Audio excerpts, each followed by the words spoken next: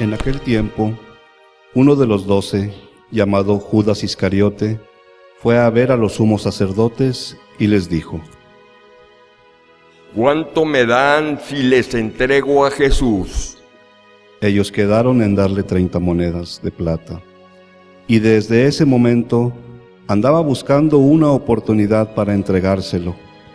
El primer día de la fiesta de los panes ácimos, los discípulos se acercaron a Jesús y le preguntaron: ¿Dónde quieres que te preparemos la cena de Pascua? Él respondió: Vayan a la ciudad, a casa de fulano, y díganle: el maestro dice, mi hora está ya cerca, voy a celebrar la Pascua con mis discípulos en tu casa. Ellos hicieron lo que Jesús les había ordenado y prepararon la cena de Pascua. Al atardecer, se sentó a la mesa con los 12 y mientras cenaban les dijo: Yo les aseguro que uno de ustedes va a entregarme. Ellos se pusieron muy tristes y comenzaron a preguntarle uno por uno. ¿Acaso soy yo, maestro? Él respondió: El que moja su pan en el mismo plato que yo, ese va a entregarme, porque el Hijo del Hombre va a morir como está escrito de él. Pero hay de aquel por quien el Hijo del Hombre va a ser entregado. Más le valiera ese hombre no haber nacido. Entonces preguntó Judas, el que lo iba a entregar: ¿Acaso soy yo, maestro? Jesús le respondió: Tú lo has dicho. Durante la cena, Jesús tomó un pan y pronunciaba la bendición.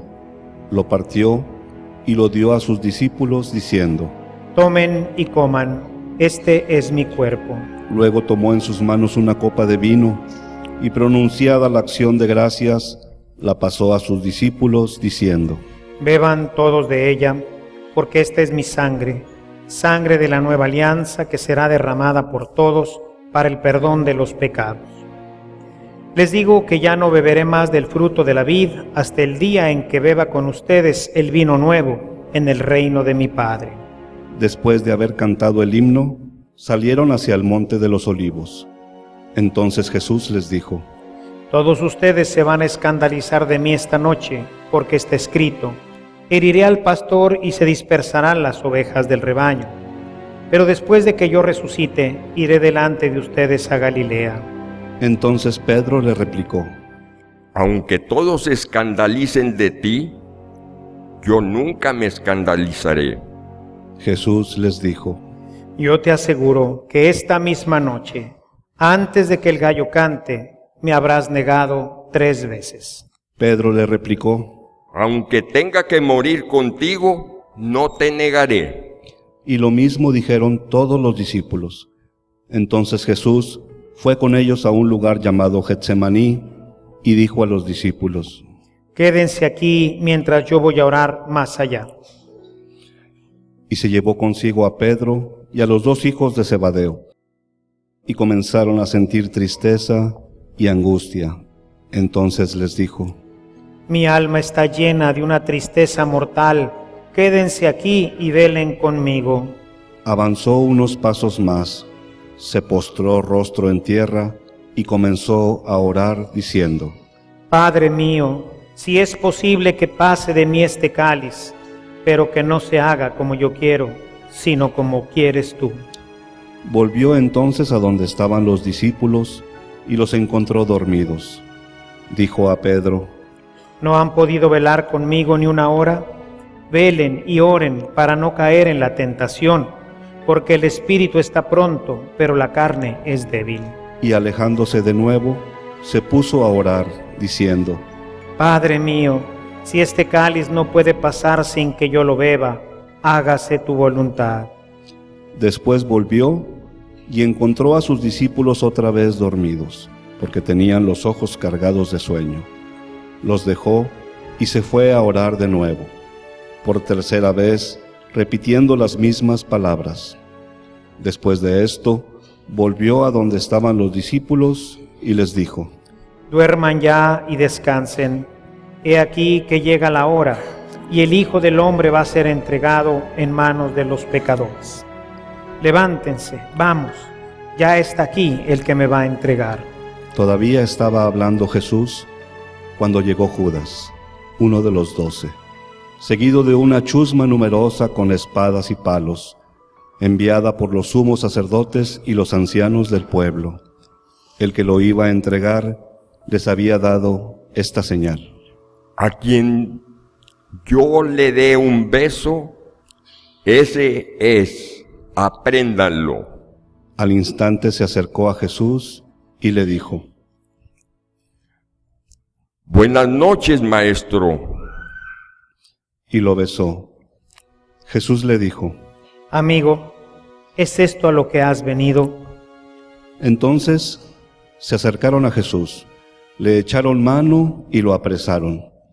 Uno de los que estaba con Jesús sacó la espada, hirió a un criado del sumo sacerdote y le cortó una oreja. Le dijo entonces Jesús: Vuelve la espada a su lugar, pues quien usa la espada, a espada morirá. ¿No crees que si yo se lo pidiera a mi Padre, Él podría ahora mismo a mi disposición más de 12 legiones de ángeles? Pero, ¿cómo se cumplirían entonces las Escrituras que dicen que así debe suceder? Enseguida dijo Jesús a aquella chusma: ¿Han salido ustedes a apresarme como a un bandido con espadas y palos? Todos los días yo enseñaba sentado en el templo y no me aprendieron. Pero todo esto ha sucedido para que se cumplieran las predicciones de los profetas. Entonces todos los discípulos lo abandonaron y huyeron. Los que aprendieron a Jesús lo llevaron a la casa del sumo sacerdote Caifás, donde los escribas y los ancianos estaban reunidos. Pedro los fue siguiendo de lejos hasta el palacio del sumo sacerdote. Entró y se sentó con los criados para ver en qué paraba aquello. Los sumos sacerdotes y todo el Sanedrín andaban buscando un falso testimonio contra Jesús, con ánimo de darle muerte, pero no lo encontraron. Aunque se presentaron muchos testigos falsos, al fin llegaron 2 que dijeron: Este dijo: puedo derribar el templo de Dios y reconstruirlo en 3 días. Entonces el sumo sacerdote se levantó y dijo: ¿No respondes nada a lo que te están atestiguando en contra tuya? Como Jesús callaba, el sumo sacerdote le dijo: Te conjuro por el Dios vivo a que nos digas si tú eres el Mesías, el Hijo de Dios. Jesús le respondió: Tú lo has dicho. Además, yo les declaro que pronto verán al Hijo del Hombre sentado a la derecha de Dios, venir sobre las nubes del cielo. Entonces el sumo sacerdote rasgó sus vestiduras y exclamó: ¡Ha blasfemado! ¿Qué necesidad tenemos ya de testigos? Ustedes mismos han oído la blasfemia. ¿Qué les parece? Ellos respondieron: El reo de muerte. Luego comenzaron a escupirle en la cara y a darle bofetadas. Otros lo golpeaban diciendo: Adivina quién es el que te ha pegado. Entretanto, Pedro estaba afuera, sentado en el patio. Una criada se le acercó y le dijo: ¿Tú también estabas con Jesús, el Galileo? Pero él lo negó ante todos, diciendo: No sé de qué me estás hablando. Ya se iba hacia el zaguán cuando lo vio otra criada y dijo a los que estaban ahí: También ese andaba con Jesús, el Nazareno. Él de nuevo lo negó con juramento. No conozco a ese hombre. Poco después se acercaron a Pedro los que estaban ahí y le dijeron: No cabe duda de que tú también eres de ellos, pues hasta tu modo de hablar te delata. Entonces él comenzó a echar maldiciones y a jurar que no conocía a aquel hombre. Y en aquel momento cantó el gallo. Entonces se acordó Pedro de lo que Jesús había dicho: Antes de que cante el gallo, me habrás negado 3 veces. Y saliendo de ahí, se soltó a llorar amargamente. Llegada la mañana, todos los sumos sacerdotes y los ancianos del pueblo celebraron consejo contra Jesús para darle muerte. Después de atarlo, Lo llevaron ante el procurador Poncio Pilato y se lo entregaron. Entonces Judas, el que lo había entregado, viendo que Jesús había sido condenado a muerte, devolvió arrepentido las 30 monedas de plata a los sumos sacerdotes y a los ancianos, diciendo: pequé entregando la sangre de un inocente. Ellos dijeron: ¿y a nosotros qué nos importa? Allá tú. Entonces Judas arrojó las monedas de plata en el templo y se fue y se ahorcó. Los sumos sacerdotes tomaron las monedas de plata y dijeron: no es lícito juntarlas con el dinero de las limosnas, porque son precio de sangre. Después de deliberar, compraron con ellas el campo del alfarero, para sepultar ahí a los extranjeros. Por eso aquel campo se llama hasta el día de hoy campo de sangre. Así se cumplió lo que dijo el profeta Jeremías. Tomaron las 30 monedas de plata en que fue tasado aquel a quien pusieron precio algunos hijos de Israel, y las dieron por el campo del alfarero, según lo que me ordenó el Señor. Jesús compareció ante el procurador Poncio Pilato, quien le preguntó: ¿eres tú el rey de los judíos? Jesús respondió: Tú lo has dicho. Pero nada respondió a las acusaciones que le hacían los sumos sacerdotes y los ancianos. Entonces dijo Pilato: ¿no oyes todo lo que dicen contra ti? Pero él nada respondió, hasta el punto de que el procurador se quedó muy extrañado.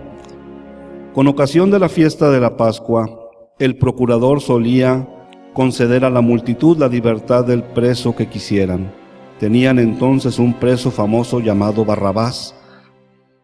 Dijo pues Pilato a los ahí reunidos: ¿a quién quieres que le deje en libertad?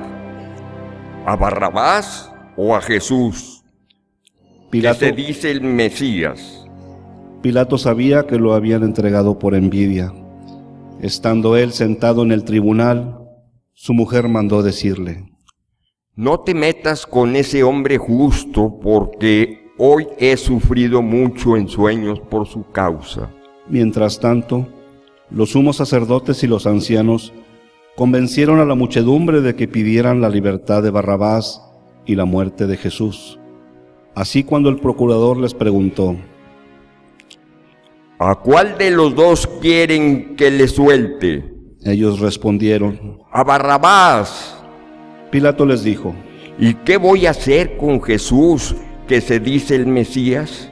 Respondieron todos: crucifícalo. Pilato preguntó: ¿pero qué mal ha hecho? Mas ellos seguían gritando cada vez con más fuerza: ¡crucifícalo! Entonces Pilato, viendo que nada conseguía y que crecía el tumulto, pidió agua y se lavó las manos ante el pueblo, diciendo: yo no me hago responsable de la muerte de este hombre justo. Allá ustedes. Todo el pueblo respondió: que su sangre caiga sobre nosotros y sobre nuestros hijos. Entonces Pilato puso en libertad a Barrabás.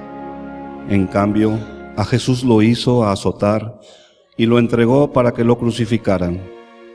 Los soldados del procurador llevaron a Jesús al pretorio y reunieron alrededor de él a todo el batallón. Lo desnudaron, lo echaron encima un manto de púrpura, trenzaron una corona de espinas y se la pusieron en la cabeza. Le pusieron una caña en su mano derecha y arrodillándose ante él, se burlaban diciendo: ¡viva el rey de los judíos! Y le escupían. Luego, quitándole la caña, lo golpeaban con ella en la cabeza. Después de que se burlaron de él, le quitaron el manto, le pusieron sus ropas y lo llevaron a crucificar. Al salir, encontraron a un hombre de Cirene llamado Simón, y lo obligaron a llevar la cruz. Al llegar a un lugar llamado Gólgota, es decir, lugar de la calavera, le dieron a beber a Jesús vino mezclado con hiel. Él lo probó, pero no lo quiso beber. Los que lo crucificaron se repartieron sus vestidos, echando suertes, y se quedaron sentados ahí para custodiarlo. Sobre su cabeza pusieron por escrito la causa de su condena. Este es Jesús, el Rey de los judíos. Juntamente con él, crucificaron a 2 ladrones, uno a su derecha y otro a su izquierda. Los que pasaban por ahí lo insultaban moviendo la cabeza y gritándole: Tú que destruyes el templo y en 3 días lo reedificas, sálvate a ti mismo. Si eres el Hijo de Dios, baja de la cruz. También se burlaban de él los sumos sacerdotes, los escribas y los ancianos, diciendo: Ha salvado a otros y no puede salvarse a sí mismo. Si es el Rey de Israel, que baje de la cruz y creeremos en él. Ha puesto su confianza en Dios, que Dios lo salve ahora, si es que de verdad lo ama, pues él ha dicho: soy el Hijo de Dios. Hasta los ladrones que estaban crucificados a su lado lo injuriaban. Desde el mediodía hasta las 3 de la tarde se oscureció toda aquella tierra, y alrededor de las 3 Jesús exclamó con fuerte voz: Elí, Elí, lema sabactani, que quiere decir: Dios mío, ¿por qué me has abandonado? Algunos de los profetas al oírlo decían: Está llamando a Elías. Enseguida uno de ellos fue corriendo a tomar una esponja y la empapó de vinagre y sujetándola a una caña le ofreció de beber. Pero los otros le dijeron: Déjalo, vamos a ver si viene Elías a salvarlo. Entonces Jesús, dando de nuevo un fuerte grito, expiró. Ponemos un momentito de rodillas.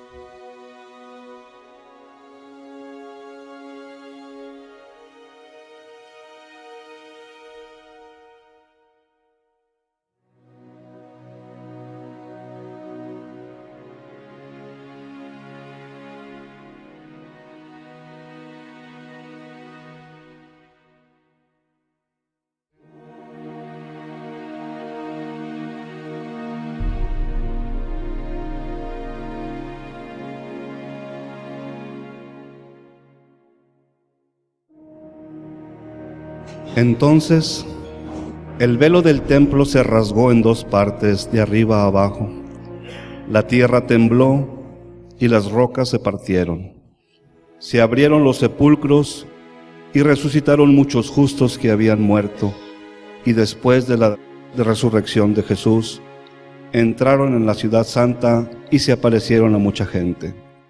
Por su parte, el oficial y los que estaban con él, custodiando a Jesús, al ver el terremoto y las cosas que ocurrían, se llenaron de un gran temor y dijeron: Verdaderamente, este era Hijo de Dios.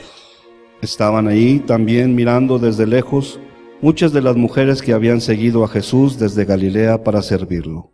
Entre ellas estaba María Magdalena, María, la madre de Santiago y de José, y la madre de los hijos de Zebedeo.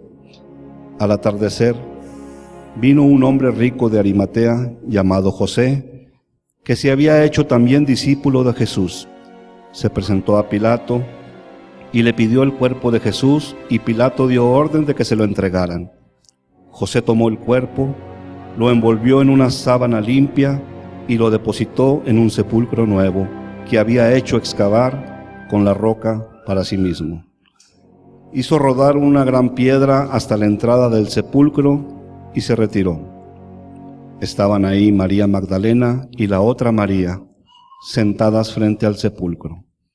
Al otro día, el siguiente de la preparación de la Pascua, los sumos sacerdotes y los fariseos se reunieron ante Pilato y le dijeron: Señor, nos hemos acordado de que este impostor, estando aún en vida, dijo: a los 3 días resucitaré. Manda, pues, asegurar el sepulcro hasta el 3er día, no sea que vengan sus discípulos lo roben y digan luego al pueblo: resucitó de entre los muertos, porque esta última impostura sería peor que la primera. Pilato les dijo: Tomen un pelotón de soldados, vayan y aseguren el sepulcro como ustedes quieran. Ellos fueron y aseguraron el sepulcro, poniendo un sello sobre la puerta, y dejaron ahí la guarida. Palabra del Señor.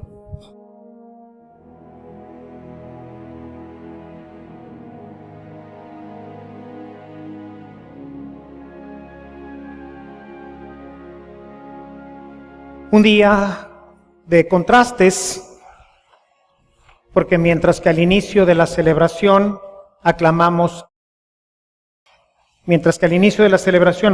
a Jesús como el Mesías, como el Señor, y le ponemos ramos a la entrada y ponemos las túnicas, pues el mismo día pues nos encontramos con el tema de las traiciones y finalmente de la muerte del Mesías. La Iglesia con esto ha querido mostrarnos la fragilidad de nuestra naturaleza humana. Una naturaleza que primero aclama a Dios y otro momento pues lo rechaza. Y esta es la realidad de la mayoría de nosotros. O sea, no es algo que pasó hace 2000 años, sino es algo que tiene que ver con cada uno de nosotros. Ustedes recordarán que este año nuestros ejercicios espirituales tratamos un tema: ser discípulo o ser simplemente un admirador incluso entusiasta, alguien que viene a misa, que reza el rosario, que se confiesa, que hace muchas de estas cosas que hacen los cristianos, pero que en el momento de la verdad, pues resulta ser simplemente pues un admirador, un fan. Hoy encontramos, y es el tema que hoy quisiera profundizar con ustedes para poder con ello entrar de lleno al misterio de esta semana, es el caso de Pedro. Pedro hasta este momento era un admirador entusiasta, un hombre que verdaderamente ama al Señor, que lo busca, que lo acompaña. Ha sido testigo de los principales eventos de Jesús, de eventos que solamente él y los hijos del Zebedeo pudieron constatar, como es la transfiguración. Ellos vieron la resurrección de Lázaro. Ellos vieron cómo se transformaba el agua en vino. Pedro dice amar al Señor, y creo en realidad que lo ama, que lo amaba muchísimo, al punto que la noche en que va a ser aprehendido, cuando Jesús les dice que uno de ellos lo va a traicionar, pues el Pedro, que es un entusiasta, siempre es el que sale adelante: tú eres el Mesías, tú eres el Hijo de Dios. Le dice: yo iré contigo hasta la muerte. A lo mejor todos se avergüenzan de ti, pero yo no. ¿No? Somos nosotros. Es el discípulo entusiasta. Es ese seguidor que está listo en un momento determinado. Salimos del retiro, salimos de aquella experiencia, de aquella homilía, de aquel encuentro con Dios, y estamos dispuestos a seguirlo hasta la muerte. Habrán pasado apenas unas cuantas horas, hermanos. Unas cuantas horas habrán pasado entre que Pedro le dice que irá con él a la muerte y que después dice: no lo conozco. Incluso su última negación es bien tremenda, porque no solamente dice que no lo conoce, dice: se halló maldito cimiento, dice, empezó a echarse imprecaciones a sí mismo: juro que no lo conozco. Pero ¿cómo que no lo conoces? ¿No acabas de decir que irías a la muerte? Pero dicen que de taco nos echamos, de lengua nos echamos un taco, ¿verdad? Es fácil decir cuando estamos en el fervor del fervorín, cuando estamos saliendo de un retiro: no, yo sí le voy a llegar, yo ahora sí voy a ser un buen discípulo de aquí en adelante. ¿De aquí en adelante qué? ¿De aquí en adelante qué? Ser discípulo un día, pues no tiene gran problema. El problema existe cuando queremos ser discípulos todos los días, cuando estamos dispuestos a hacer lo que Dios nos dice, cuando estamos dispuestos a ser auténticos discípulos y no simplemente fans. Gente que ama mucho al Señor, gente que lo quiere bastante, que viene a misa, que viene a la hora santa, que se postra aquí y que siente bien bonito cuando está Jesús en el altar, que siente bien bonito cuando comulga, pero que ante la tentación sucumbe. Que en el momento que tiene que dar testimonio de Jesús, cuando está en juego su salario, cuando está en juego la estabilidad de su familia, entonces ya no se acuerda. Entonces prefiere mejor salvar el pellejo que reconocer que Jesús es su Señor. Hoy lo hemos visto de una manera tremenda en el caso de Pedro. No creo que además de su madre, alguien haya amado más a Jesús que Pedro. Y si Pedro resulta hasta este momento ser todavía un fan, un admirador entusiasta, alguien que lo ama mucho, pero que no se compromete hasta la muerte, no. Pasarán todavía muchos años, antes de que Pedro llegue a tener el compromiso total de morir por él. Se cuenta, está la leyenda, no sabemos qué tan cierta sea. Sin embargo, a la salida de Roma, en uno de los caminos que salen de Roma, se encuentra una capillita que se llama Quo Vadis. La tradición cuenta que Pedro, en uno de los momentos más duros de la persecución en Roma, decide ponerse a salvo, con la excusa de que alguien tiene que seguir siendo la cabeza de la iglesia. Así que él decide salir de Roma y evitar con ello que lo prendan y que finalmente lo maten. Y bueno, la tradición cuenta que yendo de camino hacia afuera, encuentra que viene Jesús caminando hacia Roma. Ahí en esa capilla, los que tengan la oportunidad de visitar Roma, no dejen de ir a visitar esta capilla del Quo Vadis. Ahí están las huellas, muy interesante porque están grabadas las huellas de Jesús en posición de ir hacia Roma. Y entonces la tradición cuenta, y por eso se llama así ese lugar, porque le dice Pedro a Jesús: Quo vadis, Domine? ¿A dónde vas, Señor? Y Jesús le responde: a morir por ti, porque tú no quieres morir por mí. Años que pasan. Años en los que cuando se pone difícil la situación, Pedro, la cabeza, Pedro que ama profundamente al Señor, prefiere salvar el pellejo. ¿Cuántos de nosotros decidiremos salvar nuestro empleo y no decir que este trabajo no es digno de un cristiano? ¿Cuántos de nosotros preferimos hacer muchas cosas que sabemos que están mal, que Jesús no las aprobaría, pero que son esenciales para permanecer en un círculo?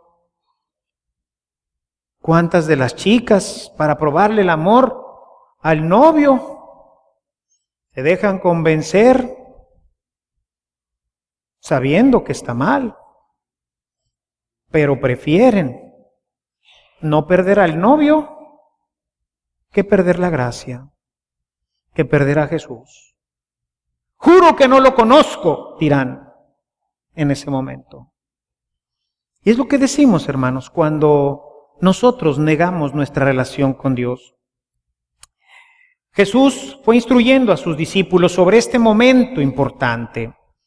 En el capítulo 21 de Mateo, en el verso 29, Jesús cuenta una historia de un hombre que tenía 2 hijos. Y le dijo a uno: ve a mi campo. Y este le dijo: sí voy. Pero no fue. Al otro también le dijo: hijo mío, quiero que vayas al campo. Y le dijo: no quiero ir, papá, estoy muy cansado, no voy a ir. pero luego se arrepintió y sí fue. Pregunta Jesús, ¿quién de los dos hizo la voluntad del Padre? Y dicen, pues, el que sí fue. La vida está lleno de estos momentos de determinación. ¿Se acuerdan los que vinieron a los ejercicios espirituales? Ese famoso DTR, define tu relación. ¿Qué eres de Jesús? ¿Eres un entusiasta que viene a misa, que reza el rosario, que participa de todo lo que la iglesia propone, estás en grupos y todo este tema? ¿O eres realmente un discípulo que te mantienes firme y fiel, aunque esto te cueste tu noviazgo, tu matrimonio, tu empleo, hasta la vida? DTR. Define tu relación. El problema del cristiano del siglo XXI es que no le gusta tomar esta decisión. Le gusta estar con un pie en un lado y con otro pie en el otro. Y esto no es nuevo.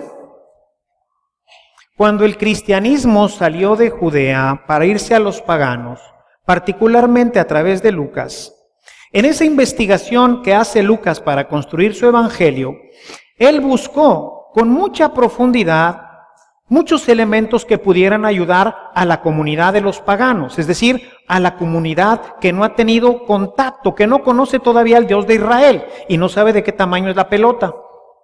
Así que buscó algunos pasajes importantes y encontró algunos pasajes que ya Mateo había propuesto en su evangelio, pero yo creo que él se fue más a fondo y dijo, bueno, ¿y qué sería realmente lo que dijo Jesús? Y hay un texto que quisiera que revisáramos. Todos estos textos que hoy voy a tocar con ustedes, la mayoría de ellos son textos que vimos en los ejercicios espirituales, porque la idea es que hemos tenido ya 4 semanas, 4 semanas de reflexión desde los ejercicios hasta ahorita, como para tomar ya una decisión y como para haber como que aquilatar y decir, ¿de qué se trata esto? ¿De qué se trata? ¿Qué significa verdaderamente ser cristiano? ¿Qué significa ser discípulo? Este texto está en el capítulo 14 de Lucas.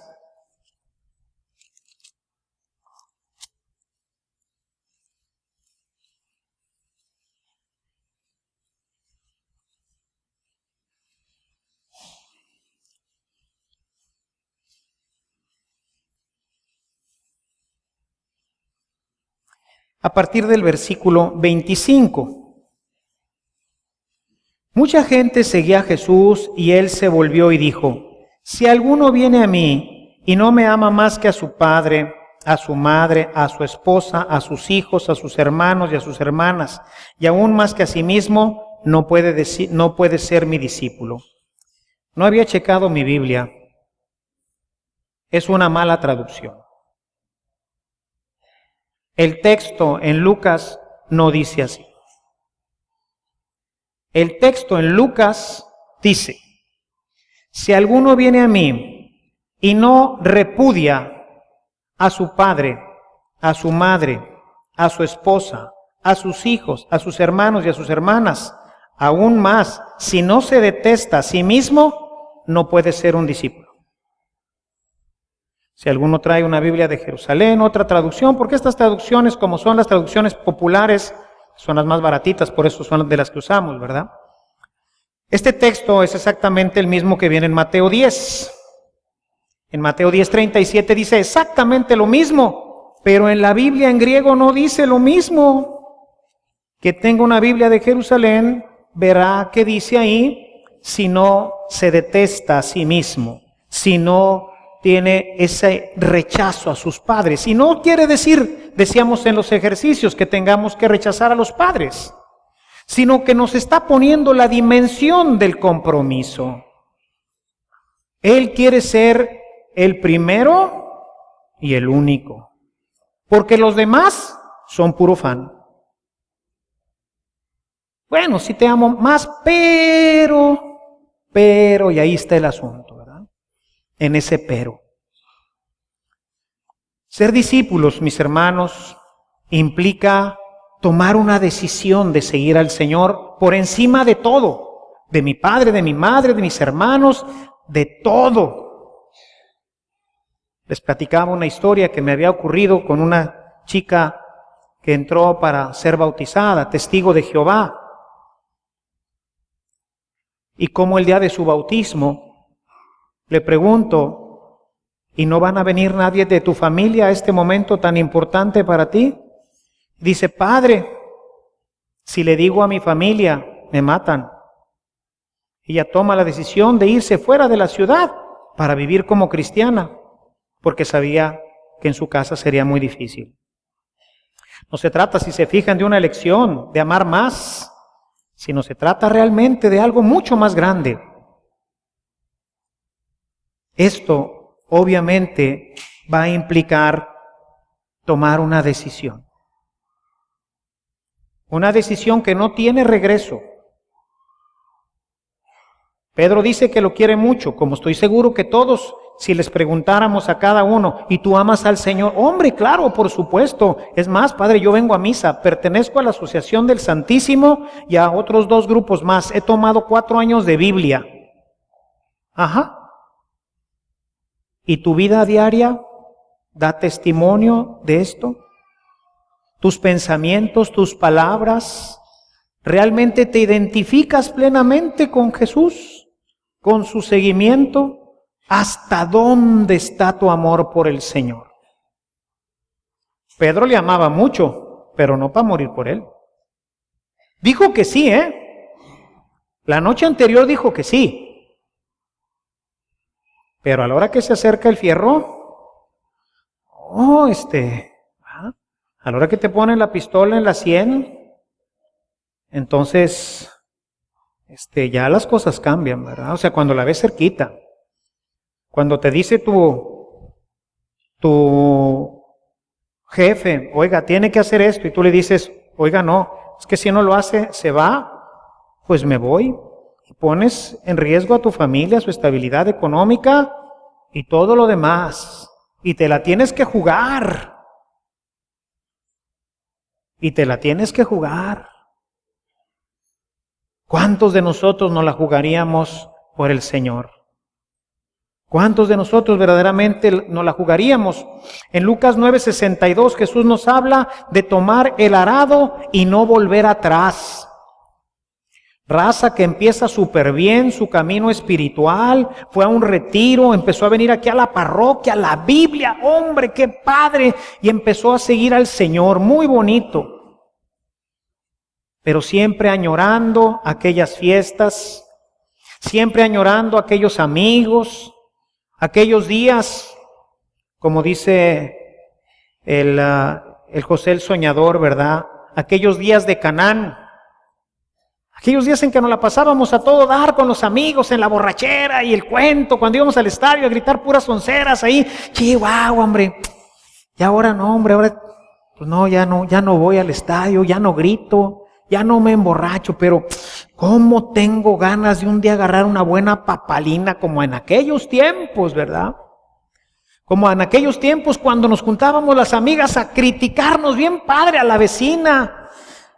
Y no se podía ir uno temprano del grupo porque si te ibas, pues tú eras la próxima, ¿verdad? Eras el postre, sí. Después de este buen bocadillo que nos echamos, ya se fue Lupita. Déjenme decirle, hermanas, no hombre, está Lupita, cállate. Y sácate otra vez el tenedor, ponte la servilleta, porque faltaba lo mejor de la tarde. ¿Cómo extraño esos momentos? ¿Cómo extraño esos momentos en que cuando me decían algo yo me defendía y los mandaba a freír espárragos a los otros y me gritaban algo por el carro, yo también le bajaba la ventanilla y le decía, pues tú también, y bri, bri, bri, bri, ¿ah? Chihuahua, cómo extraño eso. Pero ahora mi religión no me lo permite. Pero lo extraño. Y entonces mientras voy siguiendo al Señor, la carga se me hace incluso pesada. Y de cuando en cuando volteo hacia atrás y digo, Ay, qué rico era cuando pecaba.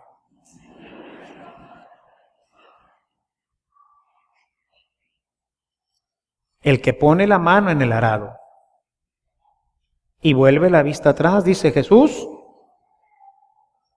no es digno del reino. No puedes extrañar a tus amigos, no puedes extrañar tus borracheras, no puedes extrañar esas tardes de crítica, no puedes extrañar aquello de cuando no te cobraban un artículo en el súper, decía, bueno, pues al cabo que gana mucho dinero el súper, esta escoba como quiera me la traigo. No. Ahora tienes que ir a decir, señorita, no me marcó esta escoba, por favor márquemela.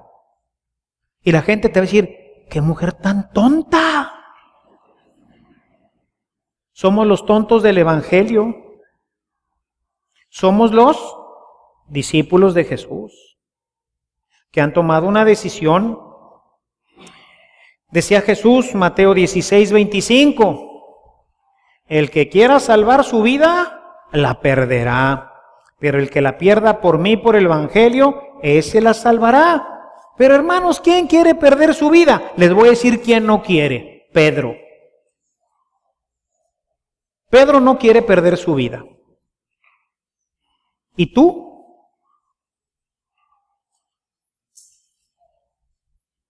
¿Por qué no le hablas a tus vecinos, a tus familiares de Dios? Pues es que te van a hacer bullying, ¿verdad? Te van a bullear seguramente ahí, a la hora que empieces se van a burlar de ti.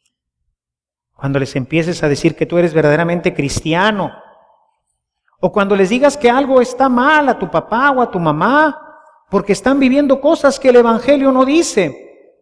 Y entonces te vas a poner con un problema en casa. Cuando tú ves que tu hija anda con las falditas chiquititas o con el escote todo abierto o que llega a las 3 de la mañana y tú no te quieres echar una bronca hasta el fondo y decirle, ¡basta!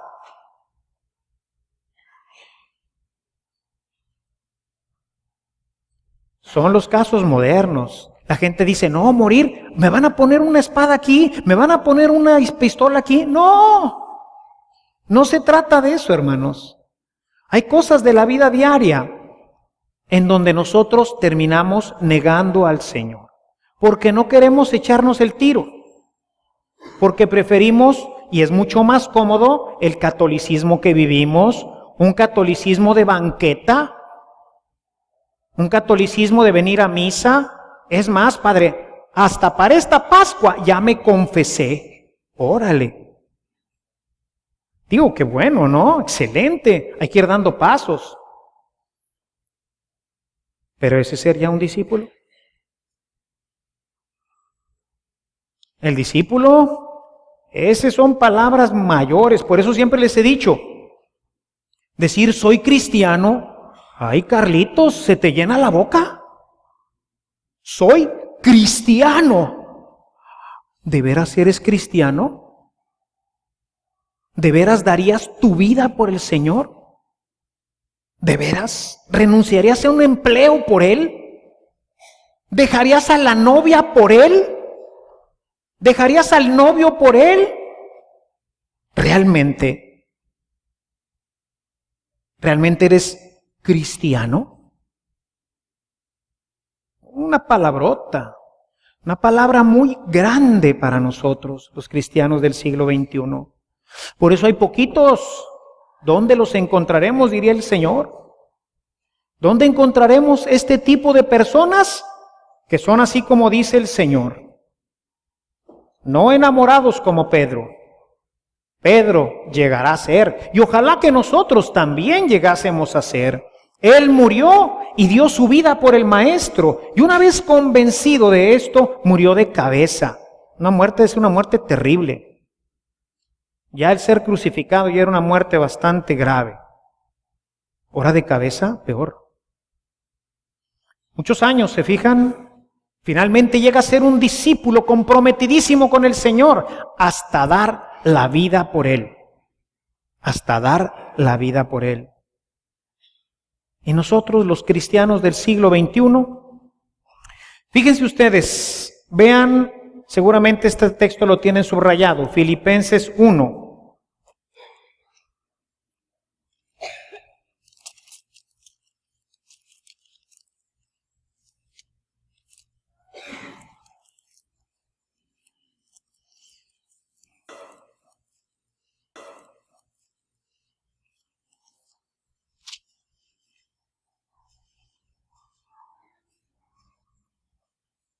Dice el versículo 27, solamente esto, procuren que su manera de vivir esté de acuerdo con el Evangelio de Cristo.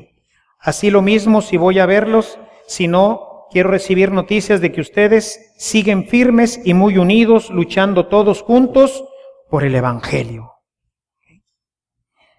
Esto es lo que les pido. O sea, esto es lo que la primera comunidad había entendido de este asunto. En el versículo 21, poquito antes dice, porque para mí seguir viviendo es Cristo y morir una ganancia. La primera comunidad había entendido claramente este tema. ¿De qué se trata? De morir. ¿Recuerdan ustedes el último día, el viernes, en los ejercicios? Decíamos, si nosotros hiciéramos una propaganda y una publicidad para que la gente se animara a venir, ¿qué tendríamos que venir a decirle a la gente para que se animara a llenar nuestros templos? Pues ¿cómo los atraeré? ¿Cómo los atraeré? Ya sé. Pare de sufrir. Pues a la gente no le gusta sufrir. ¿A ustedes les gusta sufrir?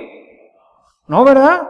Entonces imagínense que aquí afuera les pongo ya para la próxima semana una tremenda manta y empiezo a publicitarnos en el radio y en el teléfono en la parroquia de la Santa Cruz. ¡Pare de sufrir! No, hombre, ahora sí tendríamos que ampliar el templo, ¿verdad? Porque la gente que no quiere sufrir, pues nos llenaría este asunto. Pero Jesús no dijo eso. El eslogan tendría que decir, venga y muera. Venga y muera. Porque eso es lo que hizo Jesús. Eso es lo que hizo Jesús. Jesús vino a morir. Y si tú lo vas a seguir, si tú eres su discípulo, adivina dónde vas a terminar. Pues en una cruz. Venga y muera. Promoción en la Santa Cruz esta semana, muera 2 veces gratis, sin costo adicional. Venga y muera.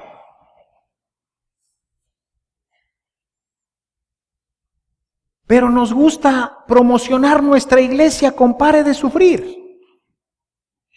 Nos gusta promocionar la iglesia diciendo una vez que te conviertas tu vida va a ser bien fácil y bien bonita. No es cierto, va a ser más complicada. Va a ser más plena, va a estar llena de gozo interior, pero tu vida se va a complicar. Venga y muera. Para eso tenemos que entender claramente que ser discípulo entonces tiene pues otras características, ¿sí? Vean en el capítulo 3.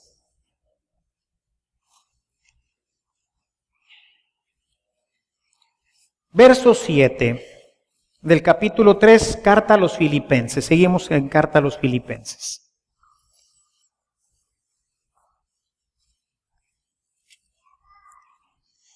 Dice el apóstol, pero todo esto que antes valía mucho para mí, ahora a causa de Cristo, lo tengo por algo sin valor. En el versículo 8 dice, más aún a nada le concedo valor si lo comparo con el bien supremo de conocer a Cristo Jesús mi Señor. Y vean este final. Por causa de Cristo lo he perdido todo y todo lo considero basura a cambio de ganarlo a Él. Así como la cita que ahorita les leí de Lucas en el capítulo 14, en donde pues ya no la ponen facilita, bueno, no está tan facilita porque es una elección, es la que dice Mateo en el capítulo 10. Pero está suavecita.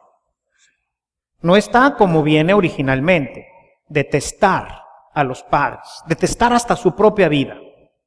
Aquí ocurre lo mismo, donde dice, y todo lo considero basura a cambio de ganarlo a él. En el texto griego utiliza la palabra estiércol. Suena más feo, ¿verdad? Basura, bueno, pues sí, pero entre la basura hay cosas buenas. Es más, hay gente que vive de la basura. Para algo sirve, ¿verdad? ¿El estiércol? No. Por eso Pablo, que quiere dimensionar claramente de qué se trata, dice todo. ¿Sí entienden lo que significa la palabra todo? ¿O no? Todo es todo, ¿verdad? Y Pablo dice, todo lo considero estiércol con tal de ganar a Cristo. A ver, hermano, ¿tú consideras todo estiércol con tal de ganar a Cristo? Todo. Tu trabajo, tu novio, tu novia, tu esposa, tu esposo, tus hijos, tus padres, tu todo. Vean que la Biblia aquí es bien dura, pero la agarramos suavecito. No, venga y muera. Venga y muera. Ese es el tema. Porque si no mueres, cuando viene la tentación, marchas. ¿Qué pasa si yo a un muerto le paso por arriba $1,000,000 así? ¿Qué hace el muerto?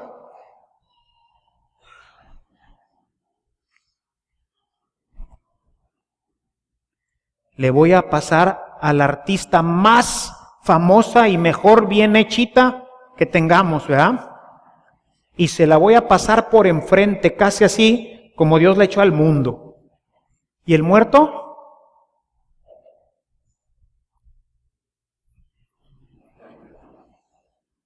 Está muerto. Hay que morir. Venga y muera. ¿Quiere ser discípulo usted? ¿Quiere ser discípulo usted? Venga y muera. Venga y muera. Ese es el compromiso de este rollo. ¿Sí? ¿Por qué el muerto? No, hombre, al muerto no le hace nada. Ni la lana, ni el sexo, ni el poder. Nada. Está muerto. Por eso dice Jesús, estamos muertos a este mundo y hemos resucitado. Tenemos vida nueva en Cristo. Pero la vida que antes teníamos, pues ya estás muerto. Por eso ya no puedes pecar. ¿Por qué no puedes pecar? Pues porque estás muerto. Por eso la invitación, chavos. Vengan y mueran. Órale, ¿qué tal? ¿Si le entramos o no le entramos? Venga y muera. Tome el arado y ya no voltee para atrás. ¿Qué húbole?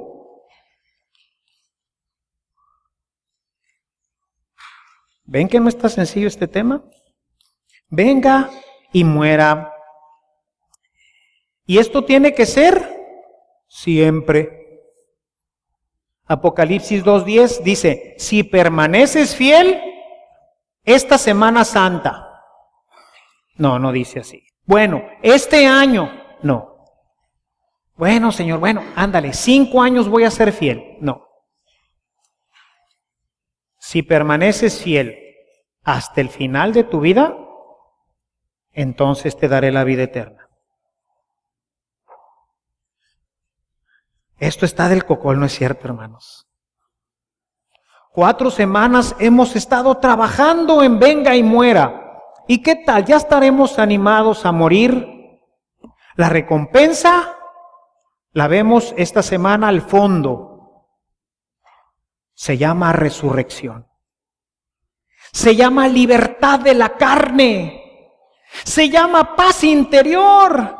Se llama gozo y alegría en el Espíritu Santo, hermanos. Está al final de la cruz. Venga y muera. Y si muere, entonces lo resucito. Pero si no se muere, ¿cómo lo resucito? Tiene que morirse primero, Señor. Oiga, ¿pero me va a doler? Sí le va a doler. Lo van a clavar en una cruz. ¡Ah! ¡Ah! Pero al final, vea la oferta. La oferta está buena. Paz, la paz más inaudita que pueda pensar. Gozo, el gozo más pleno, más hermoso que pueda usted pensar. La felicidad más plena, la serenidad en el alma, la muerte a las pasiones. Hasta con ganas, venga y muera.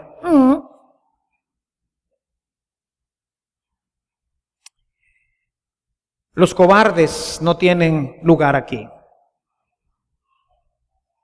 Jesús decía, Lucas 9:29, si alguno se avergüenza de mí delante de los hombres, yo me voy a avergonzar delante de mi Padre y de los ángeles del cielo. Ay, Carlitos. Así que aguas, chicas, con la elección. Hermanos, cuidado con las elecciones, porque podemos estar negando como Pedro a Cristo. Pedro salió llorando, se dio cuenta que era un fan. Pero no fue como Judas. No fue como Judas. Pedro lloró. Pedro lloró y dijo, sí quiero ser discípulo. Sí quiero entregarme al Señor. Finalmente lo hará. Los cobardes no sirven. No sirve decirle hoy al Señor, sí quiero y mañana no. No sirve venir a un retiro y llenarme de Dios y a los 3 días decirle, no, siempre no, Señor. Déjame aspirar los aromas de Egipto.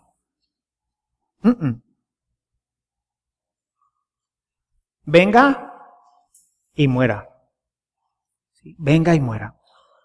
La recompensa, maravillosa. Viene la semana de la muerte, hermanos. La semana santa es la semana de morir con Cristo. Hemos avanzado durante 4 semanas y seguramente, sobre todo los que vinieron a los ejercicios, ya le dieron una masticadita a esto y dijeron, híjole, ¿moriré? No moriré. ¿Le entro? No le entro. Bueno, la Semana Santa es la semana para caminar con Jesús hasta su muerte. Yo quiero invitarlos a que esta semana caminen ustedes con Cristo hacia la muerte, porque detrás de ella podremos celebrar y vivir la resurrección. El muerto queda muerto, pero no más para este mundo, pero vivo para Dios. Y si vivimos para Dios, hermanos, reinaremos eternamente con Él. Por eso yo los invito a que esta semana verdaderamente nos metamos al misterio de la muerte de Cristo. Esto es un misterio, morir en Cristo. Pero los quiero invitar a que sea una Semana Santa diferente, una semana en que nos metamos en esta muerte de Cristo, porque yo les aseguro, hermanos, que si se meten profundamente al misterio de la muerte de Cristo, van a poder surgir al misterio de la resurrección y entonces lo comprenderán. Y entonces sabrán por qué valió la pena morir. Pero nadie lo comprenderá si no muere primero y después resucita. Nadie puede resucitar en vida. Si queremos resucitar, necesitamos morir. Aprovechemos esta semana para meternos en el misterio de la muerte de Cristo, a fin de poder gozar y disfrutar plenamente el misterio de su resurrección. Alabado sea Jesucristo.